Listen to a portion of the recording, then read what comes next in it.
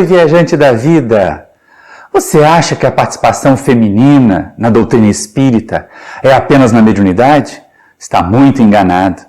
Na nossa próxima viagem, nós vamos conversar sobre a mulher na dimensão espírita e verificar a importância do elemento feminino na doutrina que nós abraçamos. Então, enquanto roda a vinheta, você já aproveita e se inscreve aqui no canal, aciona o sininho para poder receber as notificações, deixa um like, se não gostar, pode deixar o dislike, mas também deixa um comentário para nós lá embaixo e compartilhe esse vídeo. Desde já, obrigado e boa viagem!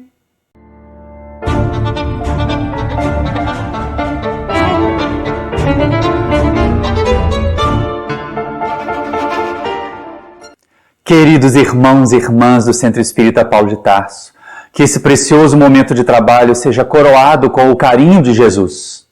Quando nós pensamos nas transformações que a sociedade vem vivendo, nas conquistas que foram realizadas desde a codificação da doutrina espírita lá no século XIX até o século XXI, até este momento é inegável nós considerarmos: já houve progresso.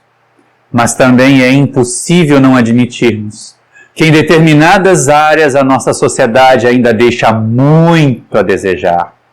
Uma dessas áreas é exatamente a discriminação. Vários grupos da sociedade ainda são colocados em condição de subalternidade, em condição de inferioridade, seja por gênero, seja por etnia. E aí é lógico que a codificação da doutrina espírita, já prevendo isso para nós, traz uma informação preciosa, lá no capítulo 11 da terceira parte, quando Kardec considera a lei de igualdade. E lá na questão 822A, o codificador traz para nós um tema que é assunto para o nosso estudo de hoje.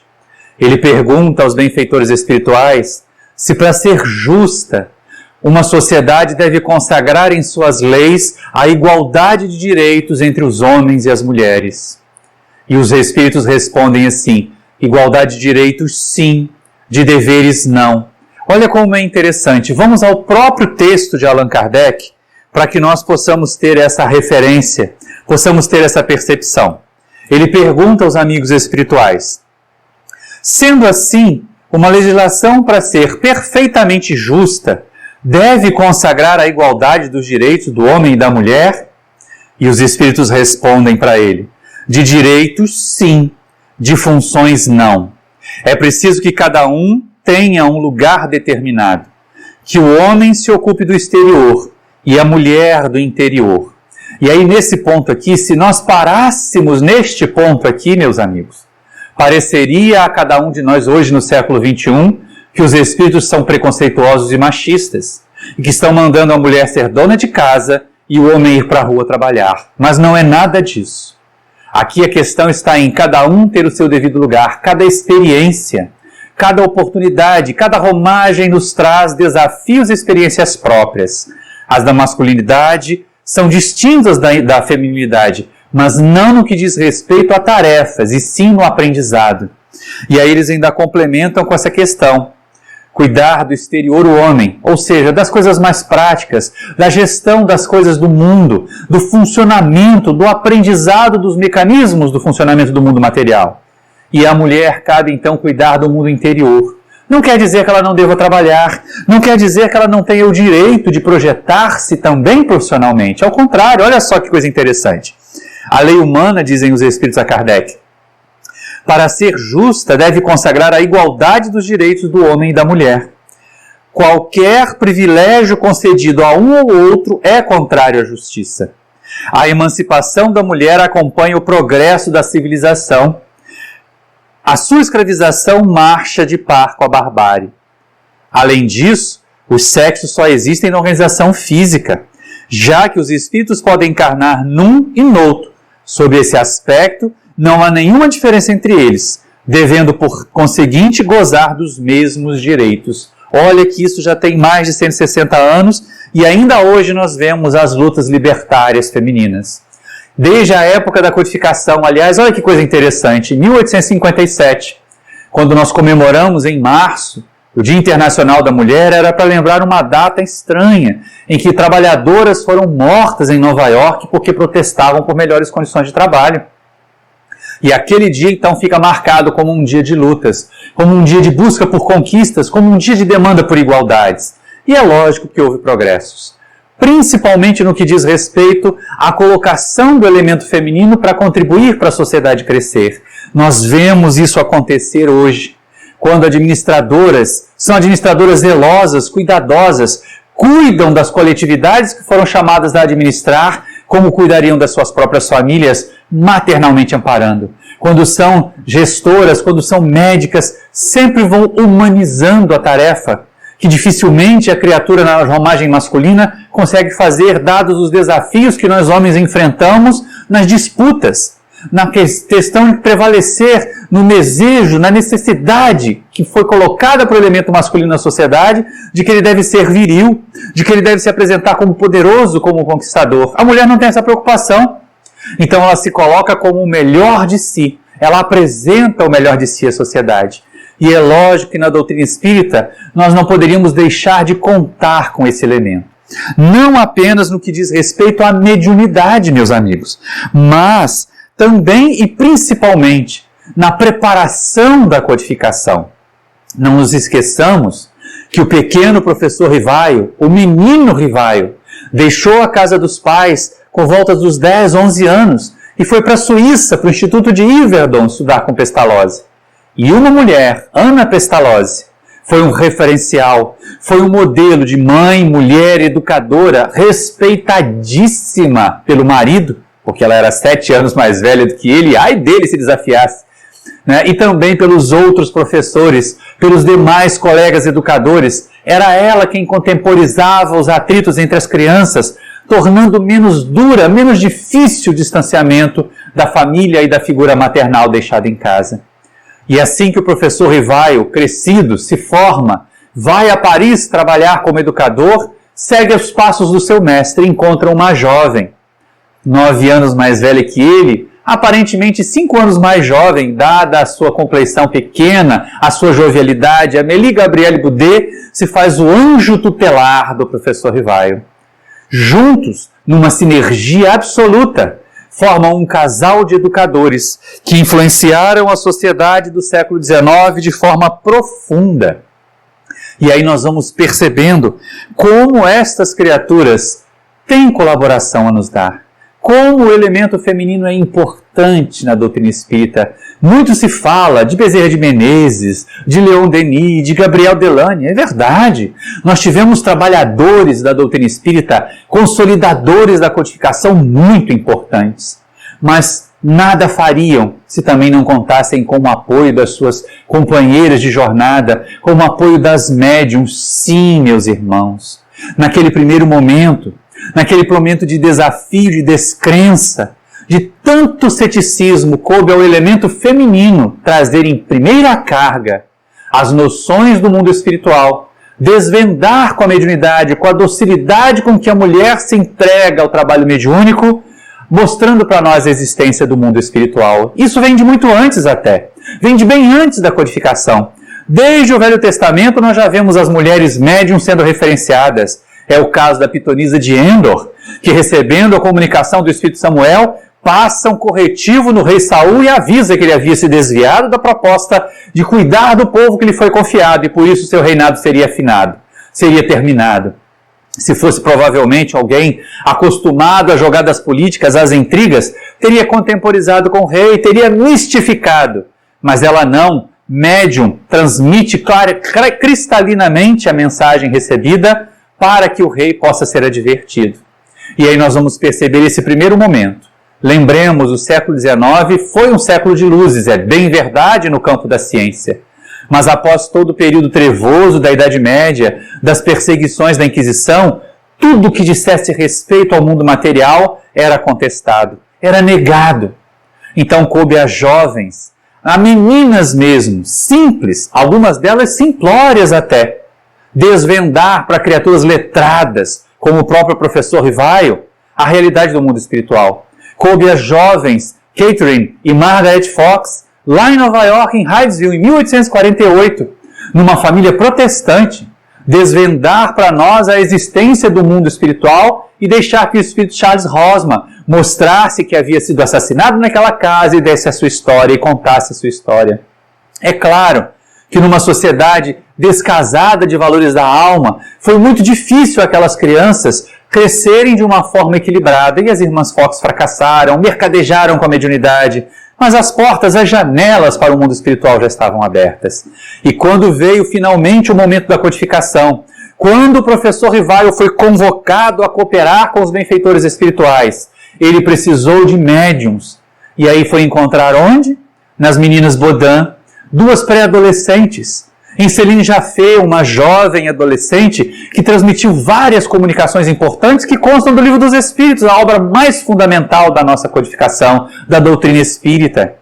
Como elas cooperaram, e aí era surpreendente para o professor Rivaio, porque a Amélie Boudet era uma exceção, era uma intelectual ativa na sociedade. Sua voz era ouvida pelos homens porque eles aprenderam a respeitá-la. Mas a mulher do tempo do professor Rivaio era treinada para ser dona de casa e mãe, simplesmente. Era preparada para bordar, para cozinhar, mas não para tratar de filosofia. E repentinamente Rivaio se vê surpreendido, porque aquelas meninas que estavam a bordar almofadas até pouco tempo atrás começaram a receber mensagens de Fénelon, de Sócrates, de Platão, trazer informações de Galileu. Quantas informações de sábios desencarnados foram trazidas por meninas? Porque elas eram facilmente conduzidas pelos amigos espirituais, tinham essa faculdade pujante. E quando houve necessidade de provar a imortalidade, aí a espiritualidade não convocou mais meninas simples ou simplórias, ela convocou mulheres fortes como Eusápia Paladino, uma italiana daquelas bem à la mama, que quando desafiada por um jornalista, põe-lhe o dedo em riste e diz: você está provando o que eu quero confirmar, afinal de contas, se você foi capaz de captar um pensamento de um encarnado, como não é mais fácil captar o pensamento do desencarnado para mim? E produzia fenômenos físicos contundentes. Assim também acontece com Elizabeth Hope, a querida Madame d'Espérance, que foi investigada, cuja mediunidade foi estudada por Alexander Aksakov, porque ele percebeu que as materializações de Madame d'Espérance eram tão caracterizadas, eram tão sólidas, que até partes do corpo da médium se tornavam mais tênues, como se a energia ou a matéria do corpo delas fosse transmutada para formar o corpo aparente do espírito que se materializava. Madame d'Espérance colocou a própria saúde em risco.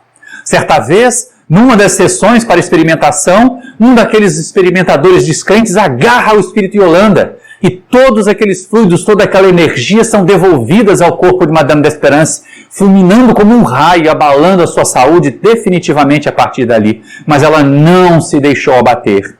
Ela continuava a servir, era o exemplo de médium educado, mesmo em tempos que ninguém sabia sequer o que era a educação da mediunidade, não é, gente?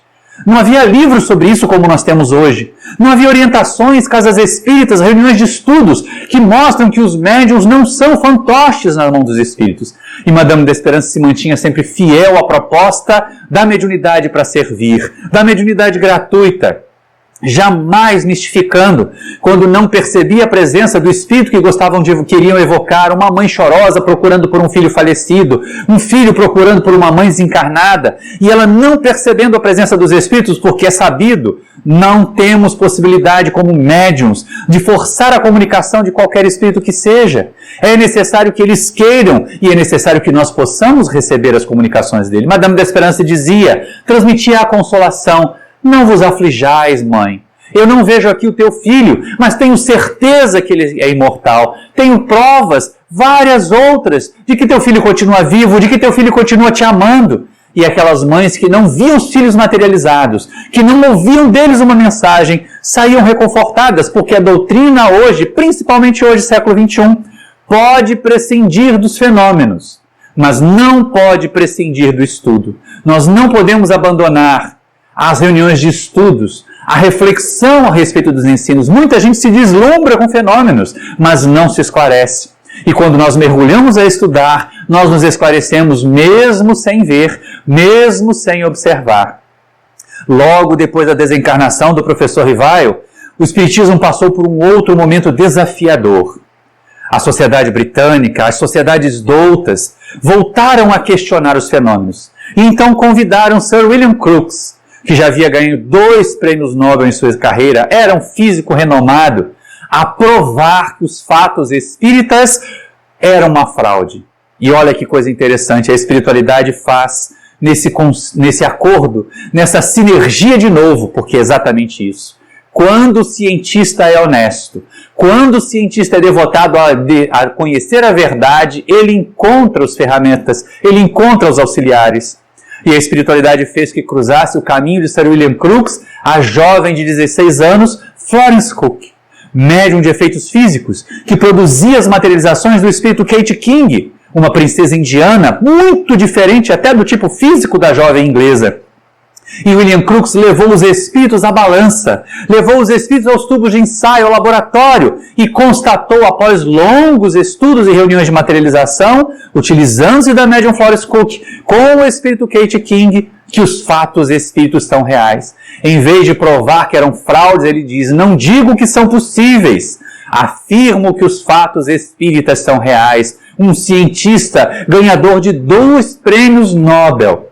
E aí nós imaginamos aquelas criaturas descrentes que hoje não existem provas científicas do espiritismo, da sobrevivência da alma. É porque vocês não estudam, é porque vocês não vão aos anais da ciência, porque William Crookes estudou e ele constatou que os fatos espíritas são reais. Aqueles de nós que queremos aprender, não podemos negar o passado. Não podemos fechar os olhos e querer que os espíritos venham ensinar tudo de novo. Não, eles não farão isso conosco. E aí é interessante nós percebermos, porque essas situações, essas comprovações, elas foram surgindo, elas foram sendo colocadas, e sempre o elemento feminino mantendo-se fiel, colaborador, como aconteceu no Brasil, na mesma época em que os fenômenos de materialização, em que as criaturas precisavam ser impressionadas pelos sentidos, surge lá no Pará, Dona Ana Prado, médium de efeitos físicos, através da qual os espíritos conseguiam moldar moldes em cera, em parafina derretida. E o espírito materializado conseguia colocar a sua mão naquela parafina, o que um humano não faria. E ela se sujeitou a todos os tipos de investigação. Ela se colocou à disposição de todos os pesquisadores que a quisessem estudar, inclusive para que evitassem fraudes. Para evitar acusações de fraudes, ela foi colocada em jaulas como um verdadeiro animal, em que mal conseguia levantar o pescoço, mas serviu, mas cooperou, e junto com o seu esposo permitiu que muitas pessoas se convencessem da realidade dos fenômenos espíritas, garantindo também que nós, aqui nas terras brasileiras, tivéssemos contato com a mensagem da codificação, tão logo ela chegasse, tivéssemos os fenômenos mediúnicos, mas não só isso. Não apenas isso. Da mesma maneira como na Europa, como em outros países, nós tivemos mulheres memoráveis auxiliando a codificação. No Brasil nós vamos destacar uma que não foi auxiliar, que foi exatamente o grande motor do serviço assistencial espírita. Meus irmãos queridos, se hoje nós falamos em serviço assistencial à luz da doutrina espírita, nós não podemos nos esquecer de Anália Emília Franco, nascida em 1856, apenas um ano antes do Livro dos Espíritos vir à luz. Essa trabalhadora do bem, reconhecendo como educadora que era, que as leis de igualdade deveriam ser vivenciadas, e ao seu tempo em que se buscava romper com outro tipo de segregação, com outro tipo de preconceito que assustadoramente volta à baila no século XXI, que é o preconceito racial, que são as discriminações, e a escravidão estava a falir no século XIX. E Anália Franco começa a ver as ruas do nosso país cheias de crianças abandonadas, frutos do ventre livre, porque as escravas tinham que mandar seus filhos embora, já que eles não podiam ser escravizados também, quando foi colocada essa lei. E aí aquela falange de crianças abandonadas, prontas para serem marginalizadas. E então a benfeitora entende que deveria educá-los. Assim como Jesus propõe o conhecimento que liberta, o conhecimento que eleva, hoje, mais uma vez, a educação é o grande instrumento para eliminar desigualdades, meus amigos. É por isso que a educação tem que ser acessível a todos. É por isso que cada um de nós, brasileiro, brasileira, precisamos valorizar a educação pública, estar atentos às escolas públicas do ensino fundamental, do ensino médio e do ensino superior. Enquanto tantas criaturas falam mal das nossas universidades públicas, elas estão aí hoje, preparando, trabalhando, fazendo conquistas para combater essa doença que nos colocou todos em isolamento social, buscando nos reinventar para continuar levando aos nossos alunos o ensino e a educação de qualidade. Não percamos de vista, quem nega a educação nega o progresso. E Anália Franco foi destas, que não aceitou de maneira nenhuma negar-se a educar. Certa vez, querendo reunir os seus alunos numa escola, ela tentou alugar uma casa de fazenda. E a proprietária, muito preconceituosa, disse: eu deixo você usar de graça, mas as crianças negras não poderão assistir aula junto com as crianças brancas. E ela disse: não, os meus filhos vão assistir aula com todas essas crianças, porque só quando nós unimos, só quando as diferenças desaparecem, só quando crianças que parecem distintas se sentem iguais, é que acabam os preconceitos. Enquanto nós segregarmos, enquanto nós inventarmos situações especiais, nós acirraremos os preconceitos. E ela não aceitou, pagava um aluguel pesado, mas conquistou. E à frente do próprio esposo, era ela quem negociava com os governantes, era ela quem buscava financiamento para suas atividades. Ao final da sua jornada, vitimada pela gripe espanhola, outra pandemia que graçou na Terra no século XX, mais ou menos por esta mesma época, Anália Franco desencarna em abril de 1919, no dia 15 de abril, mas deixa uma obra memorável, não apenas no estado de São Paulo, onde ela viveu. Ela nasceu em Resende, aqui no Rio de Janeiro, mas viveu uma parte da sua vida no estado de São Paulo. Anália Franco nos legou uma vida inteira de trabalhos. E olha só que coisa interessante, 71 escolas, 2 albergues para abrigar desamparados, uma colônia de reparação, de refazimento, de reeducação de jovens, mulheres, 23 asilos para crianças, bandas de música, porque ela entendia que através da arte, que através da cultura, nós também seríamos capazes de libertar as mentes das criaturas, grupos de teatro e tantas outras obras. Se hoje o movimento espírita tem um serviço assistencial que não visa fazer apenas assistencialismo, com certeza nós devemos ter a tutela de Dona Anália Franco. Todas as vezes que uma organização espírita deixa de fazer apenas assistencialismo, de distribuir cestas básicas na porta do centro e começa a fazer oficinas, a fazer aulas de reforços para as crianças, a preparar as mães, a educar os pais para que eles sejam provedores deles mesmos, para que eles não fiquem dependentes da assistência que a Casa Espírita oferece, estas instituições estão a se transformar em verdadeiros núcleos Anália Franco. E com certeza a benfeitora deve estar ali ao lado deles. Deve estar nos assistindo, deve estar nos envolvendo, porque é exatamente este o caminho. Anália Franco é, dessas mulheres espíritas, um marco para nós. Aquele que nós devemos reconhecer com imenso carinho, trabalhadora do serviço assistencial, a grande patronesse da prática do bem, da caridade à luz da doutrina espírita, meus irmãos, porque é exatamente isto que essa irmã representa para nós. O exemplo da caridade. E no campo da mediunidade no Brasil, quantas mulheres memoráveis, quantas irmãs merecem ser lembradas. Não nos esqueçamos, o Brasil era um país tão pouco letrado no século XIX. Aqueles que tinham acesso à leitura, aqueles que tinham acesso às obras da codificação, tinham que ser educados por famílias muito abastadas, porque tinham que ler em francês, não havia livros em português. As traduções foram chegando depois, já por volta de 1880 e alguma coisa. Quando Bezerra de Menezes teve contato com o Livro dos Espíritos, ele teve condições de aprender a doutrina porque ele era um médico. Mas a grande maioria das criaturas não tinha condições de entender aquela obra filosófica tão densa. Então a espiritualidade convoca Zilda Gama, uma trabalhadora da mediunidade, que através do seu contato com o espírito Victor Hugo, um escritor francês, começa a psicografar romances. E é bem isso que educa brasileiro, né? O povo gosta de aprender às vezes vendo novela, embora as novelas hoje não tragam mais tanto conteúdo quanto deveriam trazer, tanta informação quanto poderiam trazer. Mais deseducam do que educam, mas um bom romance espírita, uma obra literária de qualidade, estas sim trazem informações. E foi a partir dali, trazendo essas ideias, que foi instigando as criaturas mais simples a continuarem lendo. Mas espera aí, existe a reencarnação? Onde é que eu vou encontrar isso? E lá no Livro dos Espíritos, mas através dos romances psicografados por Zilda Gama, é que nós conseguimos fazer popularização da doutrina espírita no nosso país.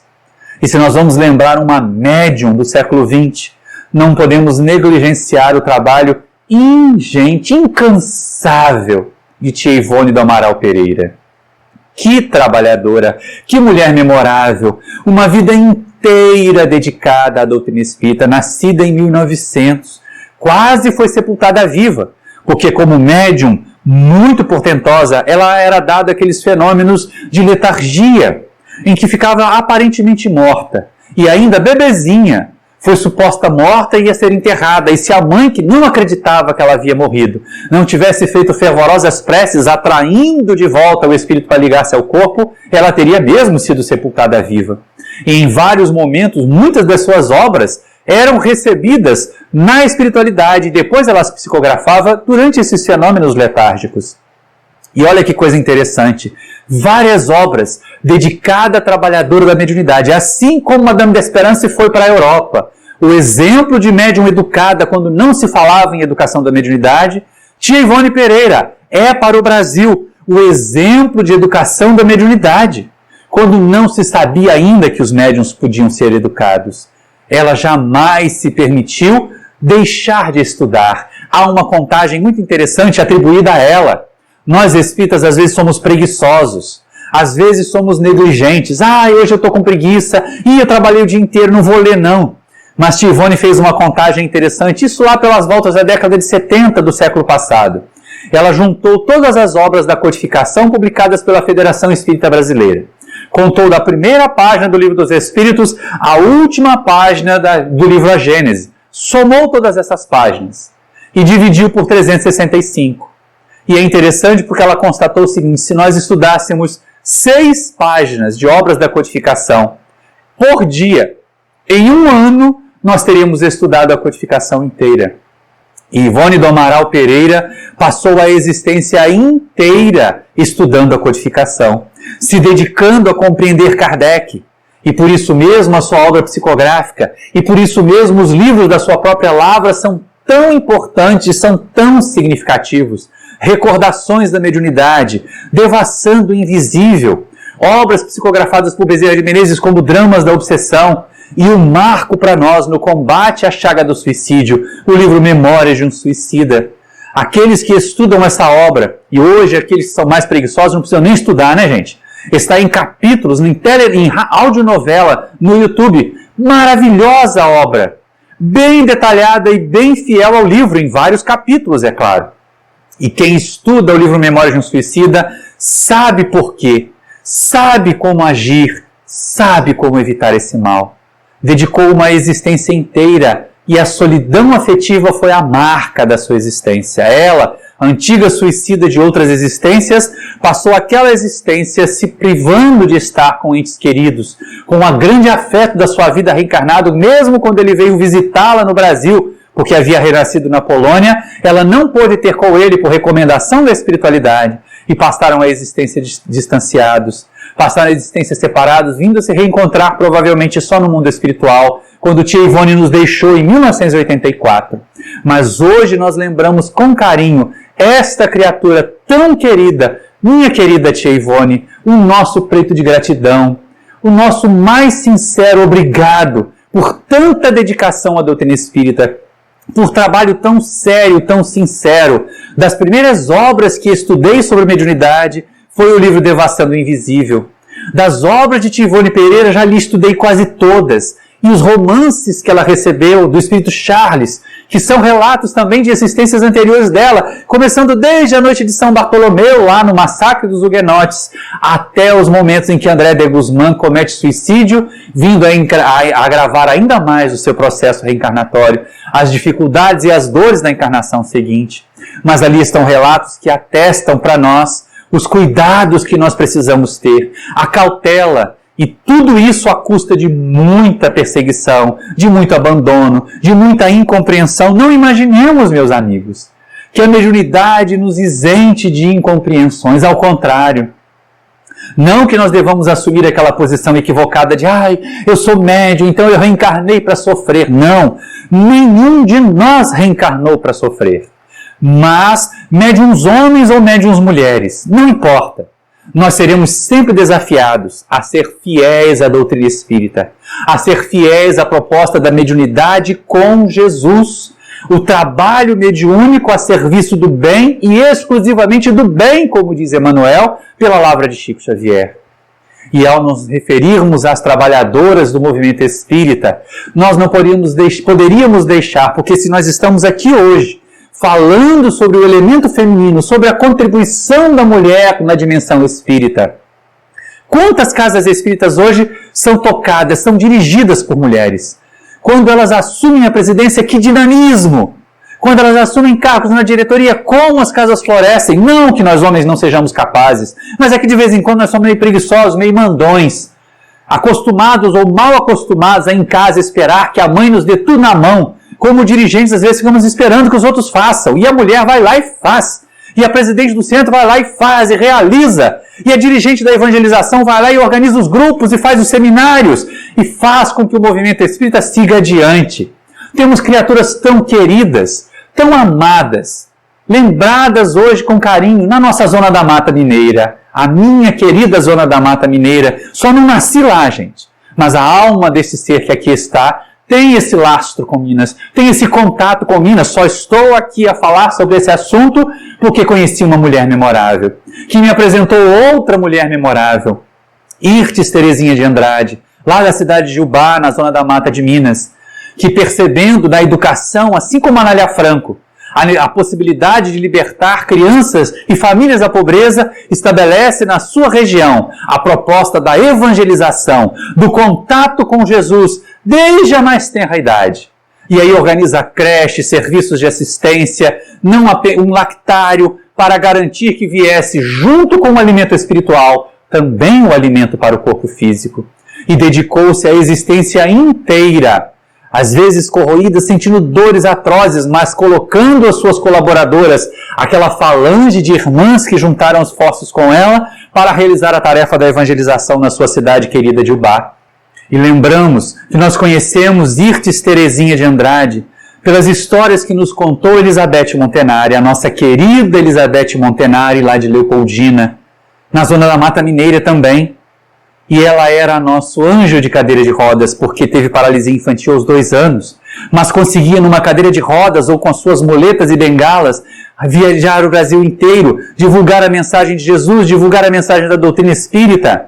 Organizou o 2º grande encontro de jovens espíritas durante o Carnaval no Brasil. Logo após a nossa Comérgia aqui no Rio de Janeiro, surge no ano seguinte a COGEL em Leopoldina, que existe até hoje e que agrega jovens e que se multiplicou em tantos outros eventos em cidades ali da região que ocorrem até em períodos diferentes do Carnaval. E ela então falava, como nós a conhecemos, no dia 9 de março de 1989, há 31 anos. Ela veio falar exatamente sobre a mulher no Evangelho. E nós hoje falamos sobre a mulher na dimensão espírita como uma homenagem à nossa querida Elizabeth. Porque a amamos profundamente. Porque nos estimulou profundamente a estudar mais a doutrina. Quando nos conhecemos, nós éramos ainda tão jovens, tão inexperientes. E ela, já mais madura, vigorosa trabalhadora do bem, nos mostrou um caminho a seguir. E o caminho que nós adotamos até hoje. Querida Elizabeth, assim como homenageamos a tia Ivone Pereira, nós também te homenageamos e a tua cidade nesse instante. Por gratidão nós aqui estamos, por alegria de servir com Jesus com tantas mulheres memoráveis. Hoje as dirigentes do movimento espírita no Rio de Janeiro estão aí a nos estimular, a nos inspirar a seguir. Beijo, querida Darcy, porque com você nós aprendemos tanto. Nossa tarefa conjunta no canal do YouTube com Família em Foco ainda vai ser retomada. Nós teremos muito a trazer e nós sempre teremos muito a aprender com você, minha amiga querida. Não imaginemos que nós poderemos fazer crescer o movimento espírita se nós não tivermos mulheres assim memoráveis, trabalhadoras como estas que aqui citamos. E nós poderíamos passar o resto do tempo desta palestra citando irmãs em outras regiões, no Nordeste, no Sul do país, como educadoras, evangelizadoras, porque é exatamente a educação que liberta. E a mulher espírita foi chamada a ser educadora da sociedade. A mulher espírita foi chamada a colocar mãos à obra. porque elas têm o contato na evangelização com os pequeninos e podem nos ajudar a formar uma nova mentalidade. Passaríamos a noite, a tarde inteira aqui a falar de mulheres memoráveis, mas todas elas têm por inspiração uma mulher memorável do Evangelho. Alguém que nós também reconhecemos, que nos é apresentada no livro Memórias de um Suicida, como a grande gestora do trabalho de socorro aos suicidas hoje na Terra, Maria de Nazaré, a amorosa mãe de Jesus, Espírito superior, porque imaginemos bem, gente, Jesus, o Espírito mais elevado que a Terra conhece, o nosso modelo e o nosso guia, jamais escolheria para serem seus pais biológicos espíritos que fossem atrasados. Maria de Nazaré e José eram criaturas elevadas também. Tiveram a compreensão da missão do seu filho biológico e, a partir de então, ajudaram-no a alçar os seus voos, a realizar a sua tarefa missionária. Mas Maria, que aprendia com o filho, porque ela era uma aprendiz do Mestre, quando da anunciação da vinda do Mestre, ela diz, faça-se na serva a vontade do Senhor. Ela mesma já reconhece a sua posição hierárquica em relação ao Espírito que lhe seria concedido como filho. E olha que coisa interessante, e olha que coisa apaixonante. A Mãe Santíssima, como Bezerra costumava se referenciar a ela, aprende com Jesus essas novas diretrizes de amar. O amor diferente, o amor que não segregava, o amor que acolhia o publicano, o amor que acolhia as prostitutas, o amor que falava à multidão faminta, que pousava na casa de um pescador e que entrava na casa das pessoas ricas, levando a mesma mensagem simples. A tudo isto Maria acompanhava. Achava grandioso, seu coração maternal vibrava a cada conquista, a cada fenômeno realizado pelo seu filho. Cada vez que alguém falava ou elogiava a figura de Jesus, seu coração maternal se enchia de júbilo. Mas vieram aqueles momentos horríveis da incompreensão, das intrigas políticas, da prevalência da treva sobre a luz. E o Mestre foi crucificado. E quando todos o abandonaram, apenas 3 criaturas tiveram amor suficiente para estar junto com Jesus até o seu momento extremo no corpo físico. 3 símbolos para nós. Um deles era João, o jovem, o adolescente discípulo, que, diferente dos outros adultos, não fugiu espaforido, foi estar aos pés da cruz olhando para o Mestre até o seu momento derradeiro. Era aquele que conseguia pousar a cabeça sobre o peito do Mestre. Também vamos encontrar junto do Mestre a figura amorosa de Maria de Magdala, a que foi resgatada das sombras de si mesma, dos seus equívocos e seus deslizes morais pelo amor de Jesus. E ela o amava como jamais encontrou nenhum outro amor em sua existência. E lógico, vamos encontrar aos pés da cruz o amor maternal incondicional de Maria de Nazaré. Ah, Maria de Nazaré! E ela observava aquilo tudo e lamentava, como é possível, meu filho, não te compreender, o meu filho, meu filho. E ao perceber do alto da cruz que a sua mãe estava com o coração em frangalhos, com a alma oprimida de dor por não entender como a sociedade que lhe havia auxiliado tanto, como aqueles que lhe havia beneficiado tanto agora o traíam vergonhosamente daquele jeito, o Mestre olha para ela e diz, mulher, por que choras? E ela diz, meu filho, o que fizeram contigo?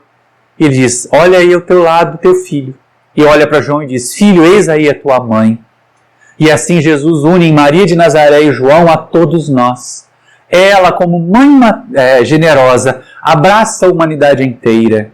Hoje, nesse período de distanciamento, nós, no Centro Espírita Paulo de Tarso, adotamos a sistemática de todos os dias fazer aquela carona do bem, como nós costumamos dizer. Pegamos carona com os nossos irmãos católicos que têm o hábito de orar às 18 horas, com tantos outros companheiros espíritas que entendem que quando massas e massas humanas ligam seu pensamento a essa imagem gentil de Maria de Nazaré, a essa mulher amorosa, que se viu de repente abandonada lá nas cidades onde ela estava, porque as pessoas queriam fruir a fama de Jesus, mas quando Jesus foi crucificado, condenado como criminoso, todos debandaram. As cidades se esvaziavam, já não falavam mais da mensagem do Mestre, tinham vergonha dele. E Maria começou a perceber então que até os próprios parentes se distanciavam dela. Hoje nós oramos, pedimos a proteção de Maria, mas naquele tempo era Maria quem precisava de proteção, do carinho, do aconchego de alguém. Até que alguns anos depois, já não mais um menino, já não mais uma criança, mas um homem feito, toca-lhe o ombro e diz: mãe, venho buscar-te para estar comigo. Era João, cumprindo aquela promessa íntima feita por Jesus de cuidar da sua mãe. E ele a leva para Éfeso. E a Mãe Santíssima se torna a luz de Éfeso. A mensageira de Jesus montaram uma casinha simples para ela à beira do mar. E enquanto João trabalhava na divulgação da mensagem, Maria recebia os viajantes, os sofredores, os enfermos. Quantos batiam à porta da casa da Santíssima? Porque era assim que ela era chamada e conhecida, como nos relata Humberto de Campos no livro Boa Nova. E na casa da Santíssima as pessoas encontravam consolação. Na casa da Santíssima Maria de Nazaré, as pessoas encontravam a mensagem de Jesus contada pelo coração maternal, com um tom de sentimentos que poucos conseguiriam relatar. Certa vez, um homem abatido em todos os aspectos da sua vida, na saúde, na fortuna, na família, procura Maria desesperado. Queixa-se de todas as dores, de todos os penares. E ela lhe afaga os cabelos já desgrenhados, no corpo carcomido pela enfermidade, e diz: tem paciência, meu filho. Isto também passa. Só o amor com Jesus é que permanece para sempre. E levou toda a sua existência a espalhar consolação, paz e amor. Certa vez, já velhinha, já idosa, prestes a deixar esse planeta, um mendigo bate à sua porta, pede abrigo, era noite. Diferente do que acontece nos dias atuais, principalmente no nosso Rio de Janeiro, em que as pessoas têm receio de abrir a porta de casa a um estranho que bate à noite, Maria tinha a sua casa sempre aberta aos viajantes. E ela acolhe aquele mendigo desconhecido. Intimamente sentiu seu coração vibrar. Parecia alguém que ele conhecia, mas era tão descaracterizado que ela não o reconheceu. E conversaram então aquela noite. Ela falou-lhe sobre Jesus, sobre as alegrias da mensagem de seu filho e também sobre as preocupações, as imensas tristezas das perseguições que já começavam a se tornar cruéis. Vários seguidores do seu filho estavam sendo sacrificados em Roma, em outras regiões, e ela temia pelo cuidado deles. O homem então lhe traz ensinamentos também de reconforto, que aquelas criaturas estavam preparadas, que era necessário dar o testemunho, que a mensagem de Jesus não era para os sãos, mas para os enfermos. E muitos daqueles que eram sacrificados, ao buscar o Mestre daquela maneira, ao afirmar a confiança em Jesus, também resgatavam as suas dívidas. E ela, que já estava idosa, enferma, foi se sentindo cada vez mais leve, mais abatida. Passaram a madrugada conversando. Ao amanhecer, a criatura se põe de pé e diz: vou-me embora, minha mãe. E ela se espanta. Todos a chamavam de mãe, é verdade. Todos a chamavam de Mãe Santíssima. Mas aquela maneira como foi dita pareceu estranha, pareceu tão familiar. Mas voltarei para buscar-te, para que sejas comigo no meu reino, a Rainha dos Anjos.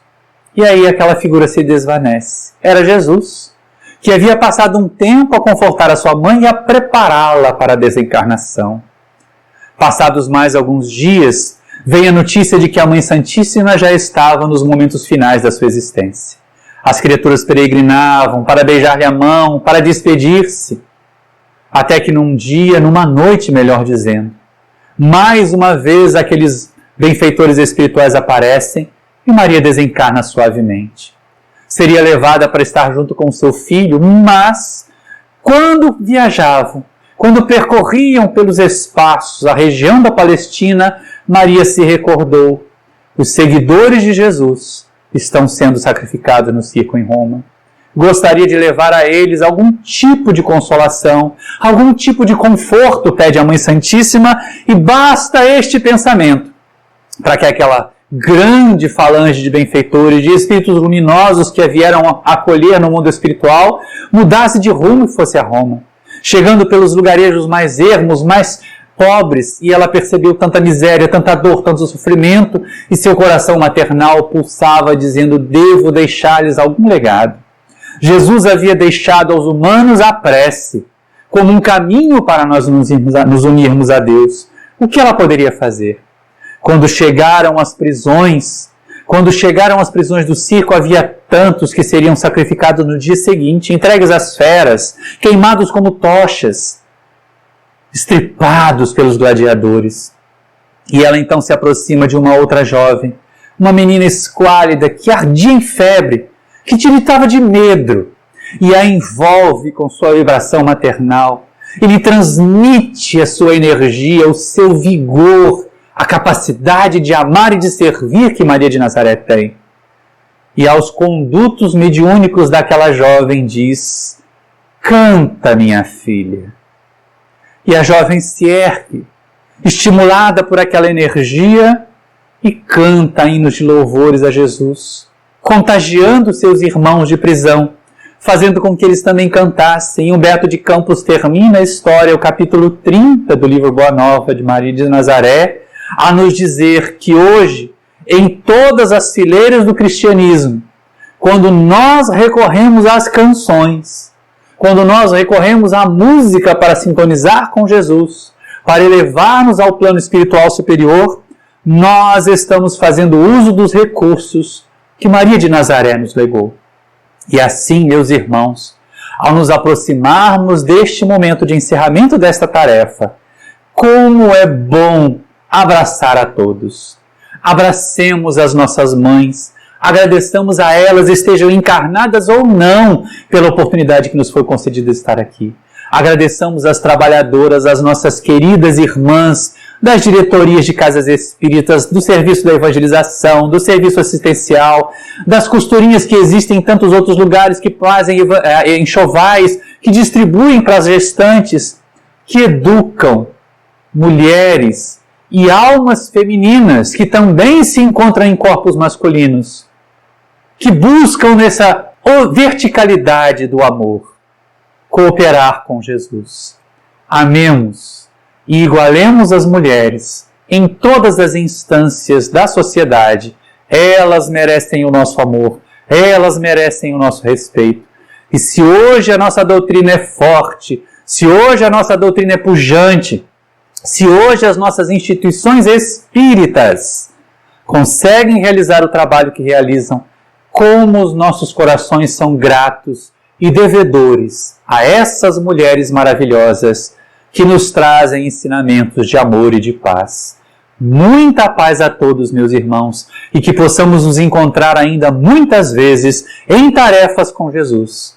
Que o amor de Maria de Nazaré se estenda sobre todos nós, que nos aproxime do seu Filho Jesus, e que nós possamos encontrar nesses dois seres, na lembrança amorosa de tantas mulheres que já passaram pelas nossas vidas e que nos encantam na tarefa com Jesus, a alegria de servir com o nosso Mestre. Muita paz a todos e muito obrigado.